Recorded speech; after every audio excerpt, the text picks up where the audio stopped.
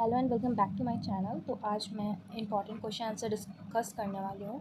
And ये हम लोगों का bachelors in history related questions है। एंड बेसिकली जो लोग प्रोग्राम लिए हैं उन लोगों के लिए ये इंपॉर्टेंट क्वेश्चंस मैं डिस्कस करने वाली हूँ।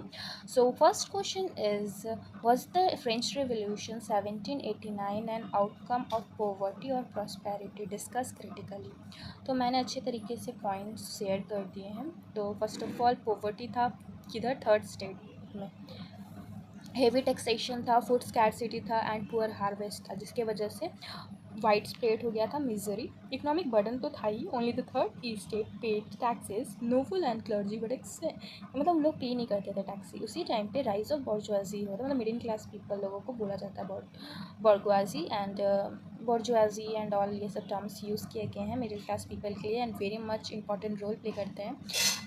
जिन लोगों के पास पॉलिटिकल पावर नहीं था और उसके वजह से रिफॉर्मेशन फॉर्म हो रहा था। रिफॉर्मेशन मतलब एक तरीका का मूवमेंट्स फॉर्म हो रहा था, एनलाइटमेंट आइडियाज स्प्रेड हो रहा था, गवर्नमेंट डिबेट हो रहा था, डेप्थ हो रहा था, सॉरी डिबेट नहीं, डेप्थ मतलब तो बहुत लॉस हो रहा था, crisis of authority and conclusion. तो फ्रेंच रिवॉल्यूशन क्या ही होता है।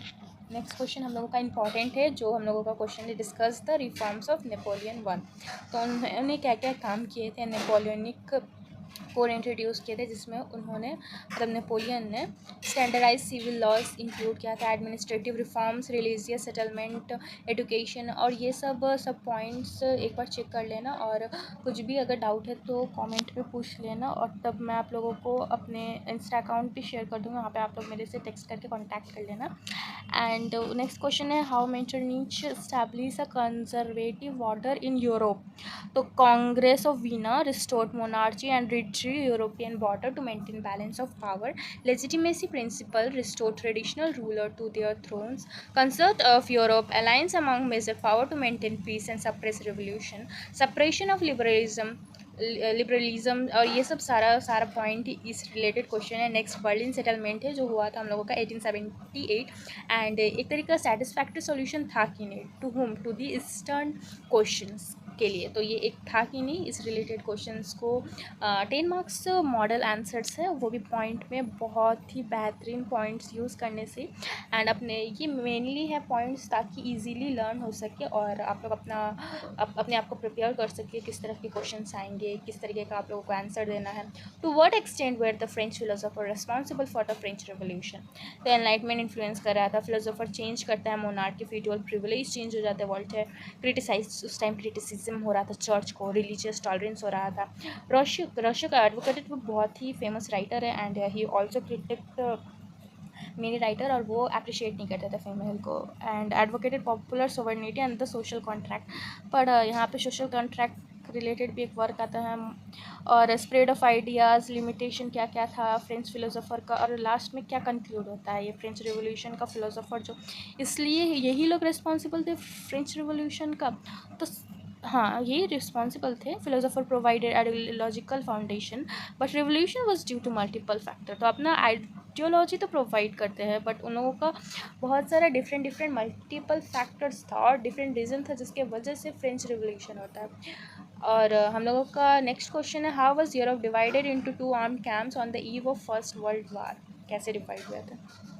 डिटेल्स में इतना डिस्कशन नहीं की हूँ, बट फिर भी ट्रिपल अलायंस कैसे हुआ था, कहाँ हुआ था, ट्रिपल अलायंस किधर हुआ था, कब हुआ था, ट्रिपल एंटेंटी कब हुआ था, France, Russia, Britain, Germany, Austria, Hungary, Italy, alliance system क्या हुआ था, that mutual defense but created rigidity, naval arm race specially between Germany and Britain, colonial rivalries हुआ था, competition for empire, heightened tension, Balkan crisis, Austria and Russia supported opposing groups, effect क्या हुआ था, any regional conflict risked triggering a world war due to entangled alliances। फिर उसके बाद हम लोगों का क्या हुआ था, what are the causes and direct causes of first world war? तो लॉन्ग टर्म कॉजेज़ हुआ था मिलिट्रियरिज्म में, arm race, large standing armies in Europe, triple alliance versus triple entente create polarization, imperialism हुआ था, rivalries over colonies specially in Africa and Asia, nationalism हुआ था strong, कहाँ, Germany, France and specially the Balkans inability, Austria और Hungary में and Serbia in constant tension हो रहा था। डायरेक्ट कॉजेज़ क्या हुए थे, जो assassination of archduke Franz Ferdinand को असैसिनेट कर दिया गया था जून 1914 में in Sarajevo by Serbian nationalist. Austria declare किया था war on Serbia. Russia mobilize Germany, इस वॉर में जर्मनी एंड फ्रांस ज्वाइन किया था। Britain entered after invasion of Belgium. और असैसिनेशन ट्रिगर होता है और बहुत ज़्यादा ही टेंशन क्रिएट कर देता है। ओके, सो मैंने इस जो डिस्कशन किया था वो पॉइंट में था, तो जिसको पैराग्राफ्स में आंसर चाहिए तो they can take the screenshot from there and you can take screenshot from here. And detailed way में बहुत ही अच्छी तरीके से आंसर्स लिखा गया है। रिफॉर्म सभी डिस्कस हुए हैं एंड क्या पॉइंट्स लिखना चाहिए सभी चीज़ के बारे में अच्छे से डिस्कशन हुआ है। सेम ही क्वेश्चन है but I have arranged it in paragraph wise. So ज़्यादा क्वेश्चंस तो नहीं है, इसलिए ज़्यादा टाइम भी नहीं लगेगा हम लोगों को डिस्कशन करने में। फ्यू क्वेश्चंस है जो पैराग्राफ्स में एंड टोटल हम लोगों का इंपॉर्टेंट क्वेश्चन है 8 question which I have discussed in this video, and this questions are for 10 marks, and this is basically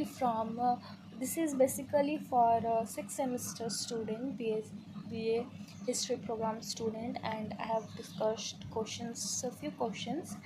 And yeah, thank you for watching this video. Don't forget to like and subscribe my channel. See you in my next video.